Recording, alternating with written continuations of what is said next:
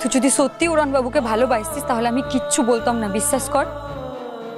আমি কোনোদিনও জোর করে উড়ানবাবুর ভালোবাসা পেতে চাই নাই, কারণ আমি তো জানতাম তোরা দুজন দুজনকে ভালোবাসিস। এই মানুষটার ভালো লেগে আমি সব কিছু করতে পারি।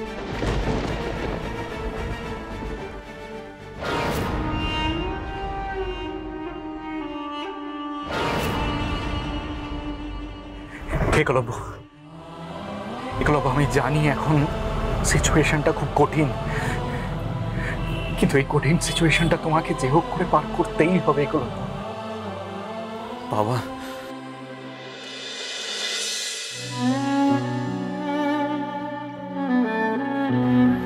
অদিতি, রাঙামতিকে একটু জল দিন।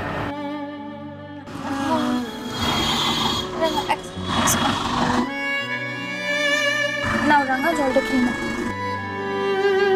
ঠাকুর, বড়বাবুর যেন কিছু না হয়। জলটা খা তো, তুই জলটা খা।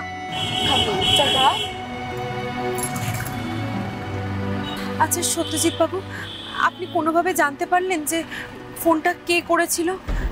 বাবার ফোনটা তো আপনার কাছেই রয়েছে, আপনি একবার দেখুন না যে কোন লোকেশন থেকে ফোন এসেছিল বা কে ফোন করেছে। একটু একটু দেখুন না, চেষ্টা করে যদি খুঁজে বের করা যায়। একটা আননোন নাম্বার থেকে ফোন এসেছিল, কিন্তু সিমটা কার নামে সেটা এক্স্যাক্টলি এখন আমরা জানতে পারিনি। কিন্তু ওই ফোন নাম্বারের লোকেশনটা ওই অঞ্চলেই দেখাচ্ছে, মানে ওই জঙ্গলে যেখানে আমরা ছিলাম। তার মানে ওই জঙ্গল থেকেই ফোন করা হয়েছিল? শুধু জঙ্গল নয়, আমরা যেই লোকেশনে ছিলাম ঠিক তার পাশ থেকেই নবরুণ বাবুকে কেউ ফোনটা করেছিল।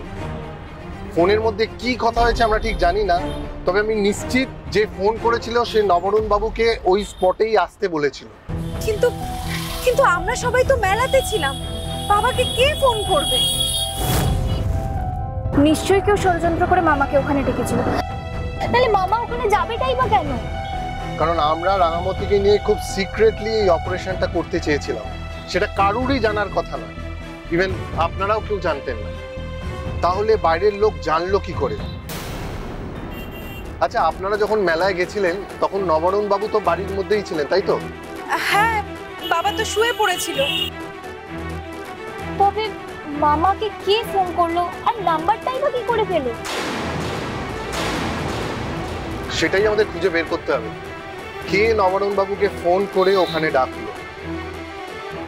সে নিশ্চয়ই জানতো নবরুণ বাবু বাড়িতে একা আছে আর বাড়ির বাকিরা মেলায় গেছে। আর শুধু তাই নয়, সে এটাও জানতো যে আমরা রাঙামতিকে নিয়ে কোনো সিক্রেট মিশন চালাচ্ছি।